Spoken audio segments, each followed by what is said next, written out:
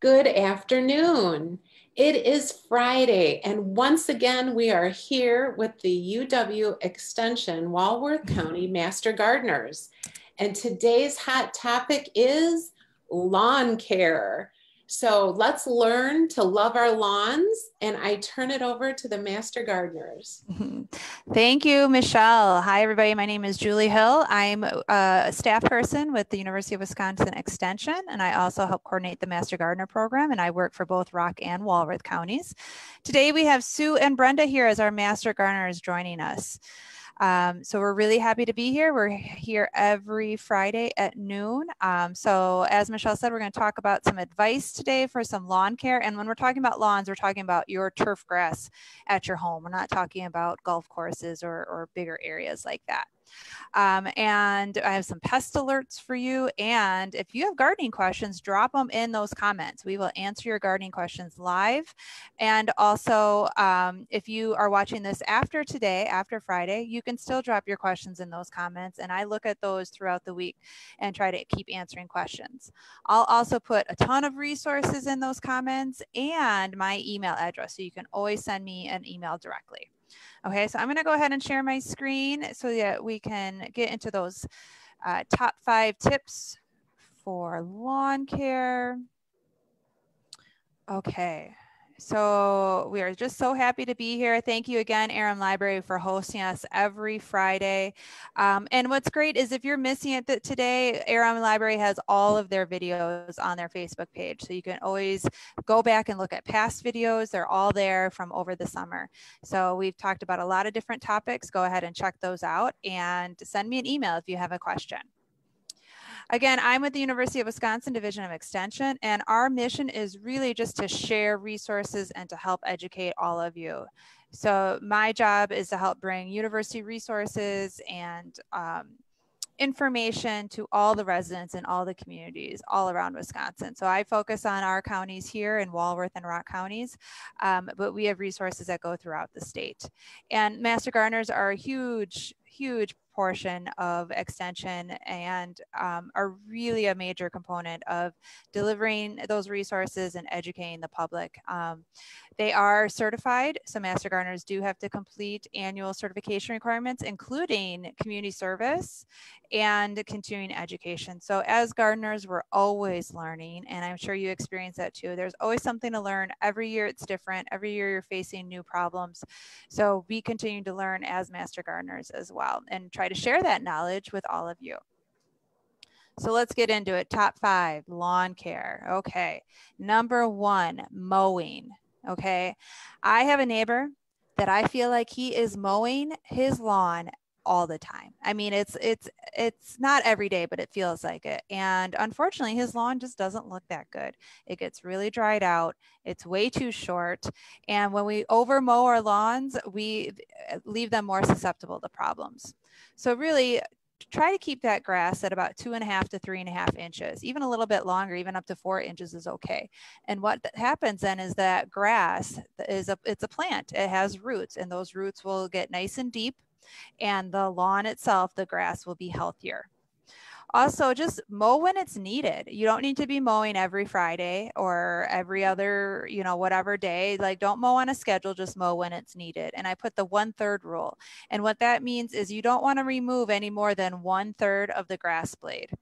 Okay, that stresses those grass plants out more and too much, and it makes the lawn more susceptible to weeds and pests. So you just want to try to keep your mower blades really sharp and just remove 1/3 of the grass itself. You can leave the clippings on the lawn, and that helps return nitrogen back to the soil and back to your grass. The only warning there is if the clippings kind of end up in a big pile in a mat, you don't want that because that will smother the grass. But if they're just kind of scattered throughout the lawn, you can leave the clippings on the lawn. And then don't mow when it's really dry or in times of drought.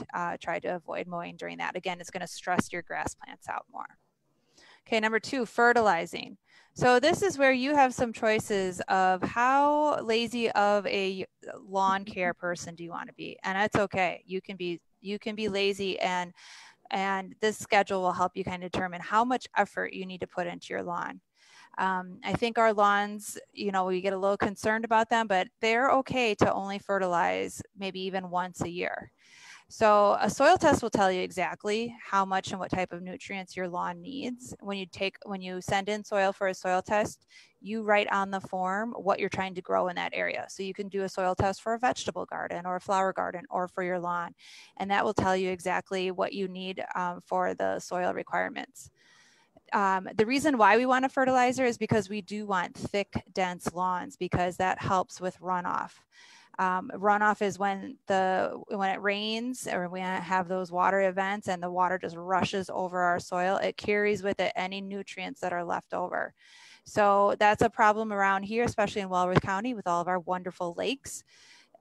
We don't want to have a lot of runoff into the lakes. So if we can keep our lawns really healthy, with just an adequate fertilizer schedule, using nitrogen as the main fertilizer, that's going to be a really sufficient way to do that.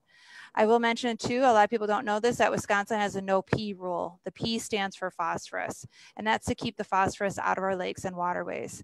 So on your fertilizer package, there's 3 numbers. The first number is the nitrogen number, and then there's 2 other numbers. The middle number is for phosphorus, and the last number is for potassium.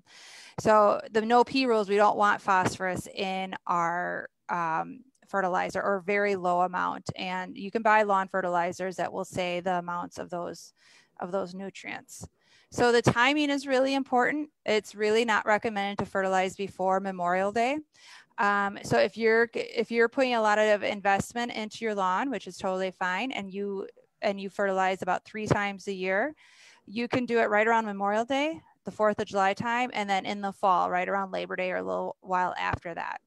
If you just want to fertilize 2 times a year, then pick the first and the last time, the Memorial Day and the Labor Day time. If you're just going to fertilize once a day, then fertilize in the fall. That's going to be the best time to fertilize your lawn. So those are for sunny locations. If you do have lawn that you're taking care of in a shadier location or an older lawn, then you can just fertilize twice a year around Memorial Day and Labor Day. So again, you can make the decision of how invested you want to be into that lawn with how much fertilizer you're putting down. Watering here is a big thing. Watering is probably the #1 culprit of causing problems in our lawn. We tend to overwater. So if you have these wonderful sprinkler systems shown here, I'm going to encourage you not to use those and having them run all the time, or setting them on a timer and only use them when it's absolutely needed. Our turf grass in Wisconsin is really tolerable of our Wisconsin weather, and it can actually survive for a few months without getting water. And if it goes dormant in the summer where it gets brown and we have those dry times, that's okay. It's totally okay. The turf grass will recover as soon as it rains. So again, when we're over watering, is going to cause more problems and make it more susceptible to disease and other things. If you do need to water, go ahead and water early in the morning. That's going to be the best time. And the exception to this is when you are establishing like a new lawn or a new set of turf grass or new sod, then you are going to need more water, because that's going to be really critical. But once it's established, we don't need to water so much. Okay, I know everyone wants to fight those weeds and insects in their lawn. So really all these practices we're talking about is trying to get a healthy lawn. A healthy, lush lawn is going to be less susceptible to pests.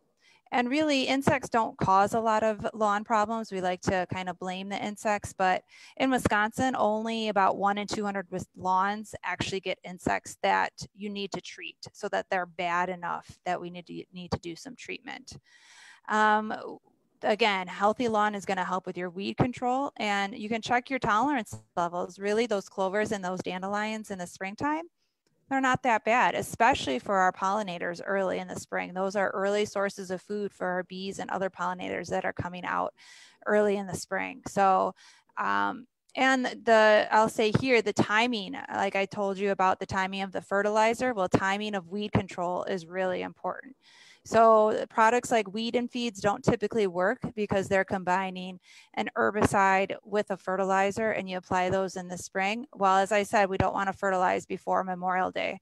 So the products that you put down for weed control don't line up with the timing for fertilizer. So it's really best to treat those as 2 separate issues and to treat accordingly. In another session, we'll talk about some alternatives to lawns. Maybe there's some areas you can transform on your own property to maybe a more garden space or even a pollinator-friendly lawn, where you let those plants that pollinators like grow and they can still be walked on. They can be, you can still mow them at different times. So there's a lot of different alternatives you can do too. All right, one more in our top 5 is about growing grass in the shade. I get this question a lot. Well, unfortunately, there's no such thing as a shade-loving lawn grass. There are some types of grass that are more tolerant, but they still need some sunlight. So if you're trying to grow grass in the shade, you have to have some filtered sunlight coming through. And the challenge is not only just because of light, it's really because the tree roots in that area are also competing for nutrients. So you have that just competition going on that's going to make the grass hard to grow. If you are growing grass in those areas, less water and fertilizer is usually required. And you can consider alternatives. Maybe grass isn't the best thing to grow in that spot, especially in a really shady area. Maybe there's some other ground covers that you can grow. And in some of the resources I'm going to post in the comments, they have a whole list of some alternative ground covers that you can plant in shady locations. So that will be available for you to look at. Also, I get a lot of questions about moss. Oh, I have moss growing in these spots or in this spot in my lawn. Well, moss is not harmful to your grass. It's not parasitic. It's not a disease. It's not causing problems with your lawn. It's just growing there because moss likes to grow where it's shady and where there's more moisture. There is no product that you can use that's just going to get rid of the moss, because the moss will come back because it likes the shady, dense, moist areas. So you really need to kind of change the growing conditions for you to get rid of the moss if you think it's problematic. There's nothing you can spray on it. I've heard that a lot. And it's just there because it likes that spot. So you have to kind of change the structural conditions. Okay, so if you do suspect a problem, lawns do get disease. It does happen. Only about half the samples at our turfgrass diagnostic lab actually have disease. More of the problems are associated with those things that I mentioned before, of those top 5 tips. A lot of the problems is because we're mowing too short or overwatering or things like that.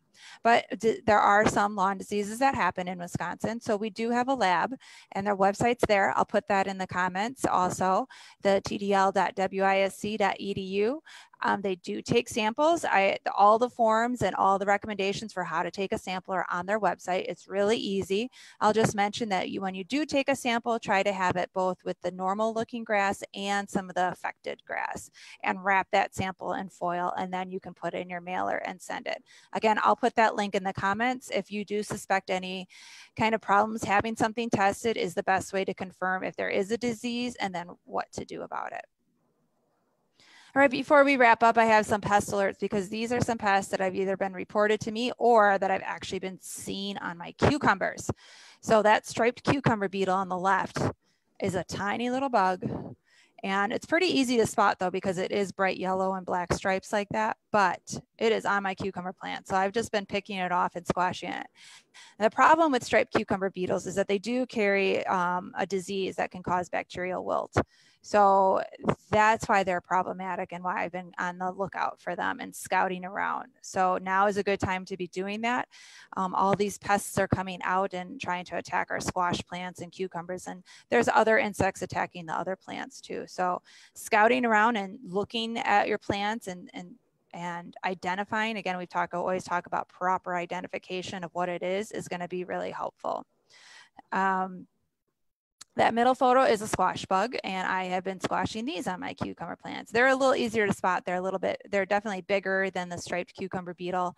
I've been seeing them in pairs on my cucumber vines. Their babies are coming out right now too. So if you pick those off, the best way is just kind of manual control and squashing them.